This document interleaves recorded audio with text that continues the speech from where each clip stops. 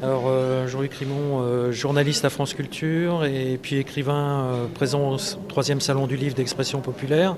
Est-ce que les choses vont facilement ensemble? C'est la bonne question, toujours. Et c'est vrai que l'écriture du journaliste, et surtout l'écriture du journaliste radio, n'a rien à voir avec l'écriture de l'écrivain. Bon, écrivain, c'est peut-être un bien grand mot aussi. C'est vrai que j'ai publié 2 romans. Je viens d'écrire aussi une biographie pour Librio, une biographie sur Renaud, le chanteur Renaud. J'ai pas, en tant qu'écrivain, une production aussi importante que celle de mes collègues qui sont actuellement réunis pour ce 3e salon du livre d'Arras.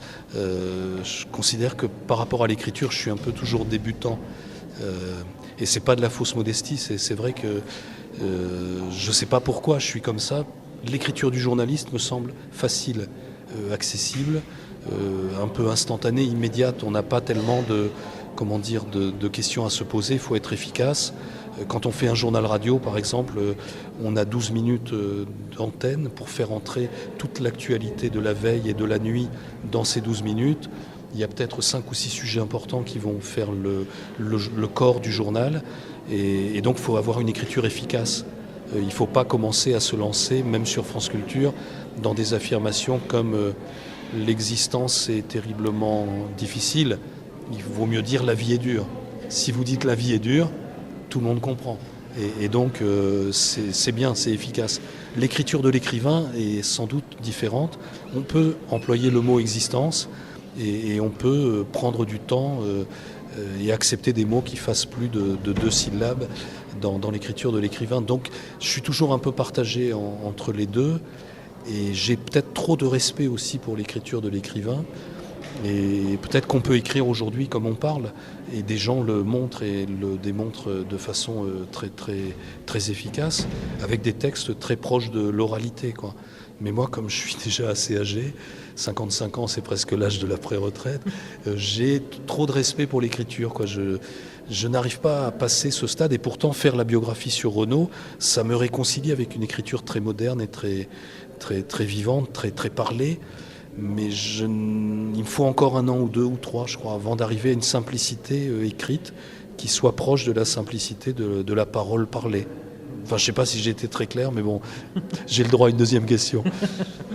Est-ce que justement votre expérience de journaliste fait que dans votre style, il y a quelque chose d'original qui peut apparaître justement, est-ce que ça fonctionne dans le sens l'expérience de journaliste qui se retrouve dans l'écriture de l'écrivain, ou est-ce que c'est l'écriture de l'écrivain qui bénéficie au style du journaliste? Question redoutable encore, parce que je pense que ça va dans les 2 sens. Au départ, je serais tenté de dire que finalement mon métier de journaliste et ma situation d'être tenu de faire chaque matin à 7h et à 7h30 2 journaux d'information sur France Culture en l'occurrence, m'incite à travailler quotidiennement. Enfin, chaque jour, je suis obligé de faire ce que disait, je crois, Boileau dans l'art poétique.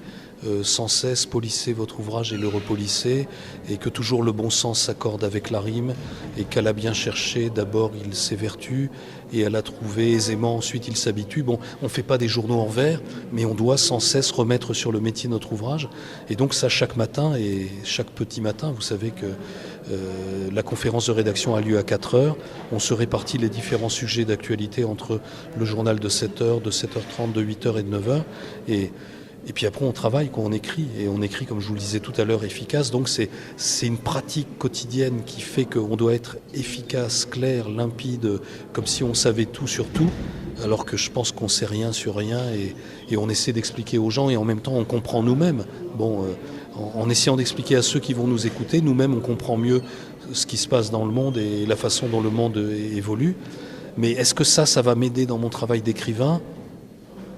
À la fois oui, et à la fois non, parce que les sujets que j'aborde, je suis très, pas passéiste, mais je suis encore aux années 60 et 70 dans l'écriture, puisque je travaille beaucoup sur une histoire d'enfance qui a été un peu la mienne, mais pas seulement.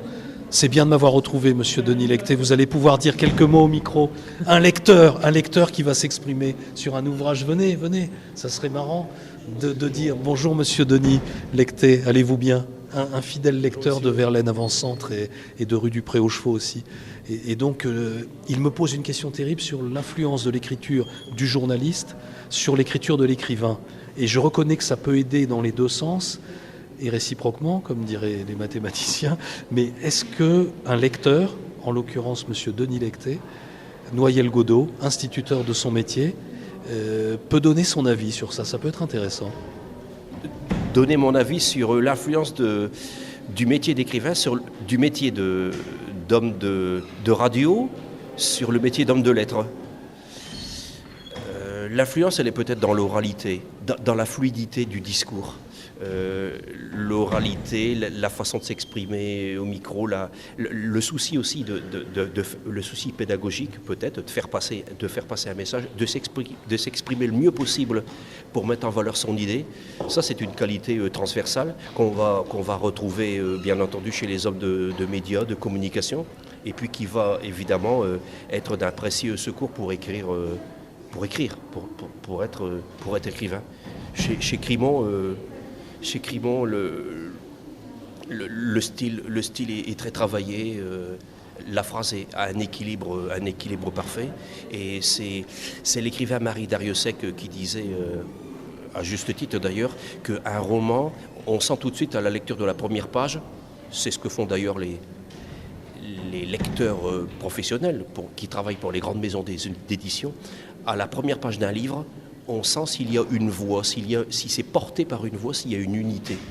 Et je crois que chez Crimon, c'est un écrivain qui n'a pas seulement de la plume, mais il a aussi de l'oreille. Et on voit que ce qu'il écrit, il l'entend en même temps qu'il l'écrit. Et donc là, il y a un vrai plaisir, une jouissance de lecteur à lire Crimon. Vraiment, j'ai trouvé beaucoup de plaisir à lire ses livres.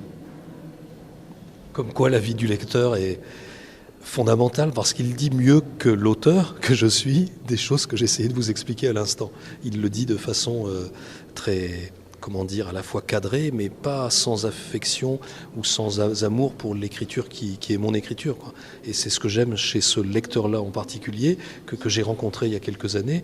Et on ne se parle pas très souvent, on s'écrit de temps en temps, pas trop souvent non plus, mais à chaque fois où on se retrouve, on sait qu'on est sur la même musique, on est au diapason, quoi. C'est quelque chose d'assez extraordinaire. Alors si vous voulez vous-même devenir lecteur de Crimon, mais que vous n'avez que peu de temps à consacrer, vu vos obligations professionnelles, dans son premier roman, Verlaine Avant-Centre, extrayé par exemple aux alentours des pages 15 à 20 à peu près, une perle, une merveille d'équilibre que je pourrais appeler, Jean-Louis va deviner ce que je vais dire, et qui peut s'appeler La pêche aux épinoches, et qui est en soi-même, qui fait 7-8 pages, à peine 6-7 pages, une merveille de concision, un régal pour l'œil et pour l'oreille.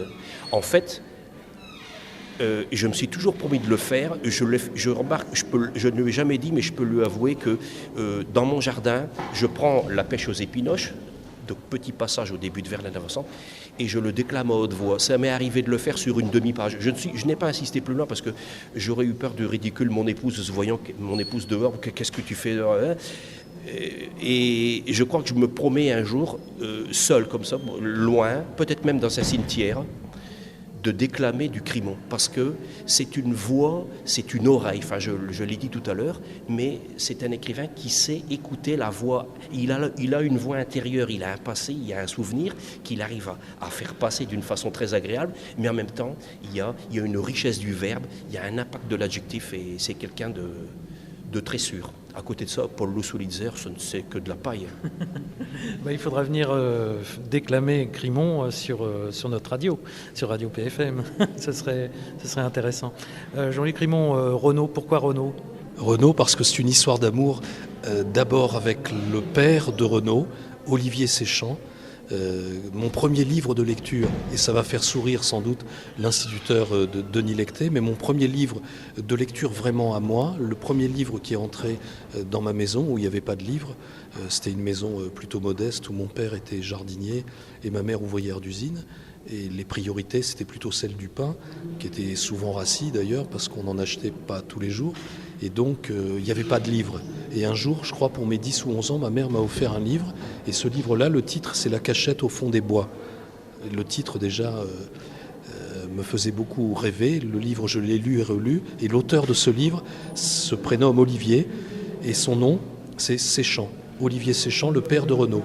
C'est-à-dire que mon premier bonheur de lecteur, c'est le père de Renaud qui me l'a donné.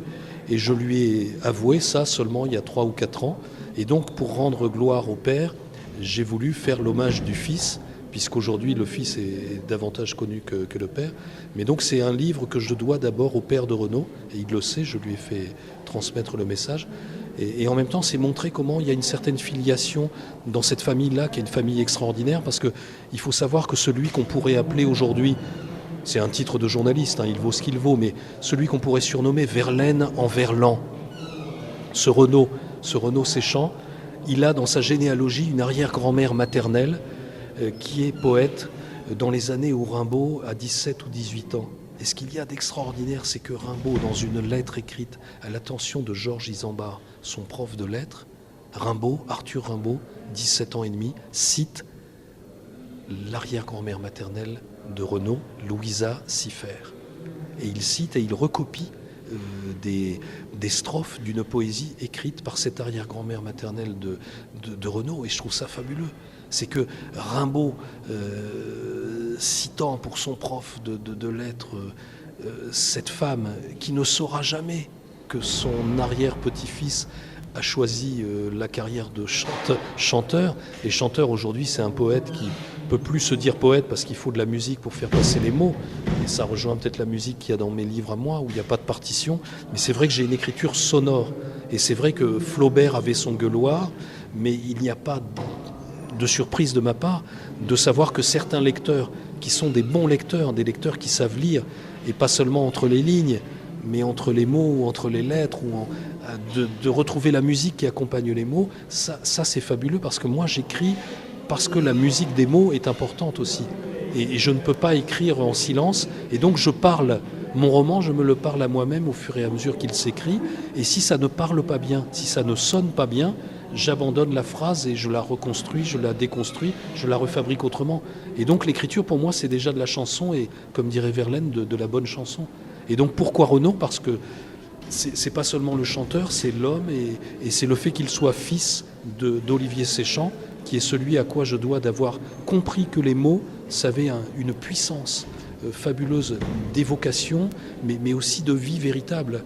La vie des livres, ou la vie qu'il y a dans les romans ou dans les histoires que les écrivains inventent, pour moi, pratiquement à 10 ou 11 ans, j'ai compris qu'elle pouvait être supérieure à la vraie vie. Parce que dans la vraie vie, tu n'as pas le temps de faire des arrêts sur image, ou de dire, bon, j'arrête, je respire et je ressens, et je jouis du moment présent, et je suis un être humain, et voilà, et je ressens tout ça. Alors que dans un livre, tu peux revenir en arrière, relire des passages et t'arrêter, lire à haute voix, lire en silence. Et donc le livre, c'était une ouverture sur le monde. Et grâce au père de Renaud, je découvre ça. Donc peut-être je mets 50 ans ou 45 ans à dire merci, mais je me devais de dire merci. Et quand je l'ai dit à Renaud, ça l'a ému forcément aux larmes de savoir que je l'aimais lui depuis 75, 76 ou 77, mais que c'est surtout le père que je voulais saluer dans cette petite biographie-là, quoi. Voilà, c'est tout. C'est toujours une histoire d'amour. On écrit pour être aimé, et je crois qu'on lit aussi pour trouver de l'amour et des choses essentielles qui font cruellement défaut dans l'époque de libre marché, pour ne pas dire autre chose, qui est la nôtre. On voudrait nous faire croire que tout se vend et tout s'achète, et sans règles et sans règlement, et ça, j'y crois pas trop, quoi. Le jour où la FIFA, je dis ça souvent en plaisantant, mais le jour où la FIFA remplacera l'ONU, peut-être que le monde ira un peu moins mal, pour ne pas dire mieux.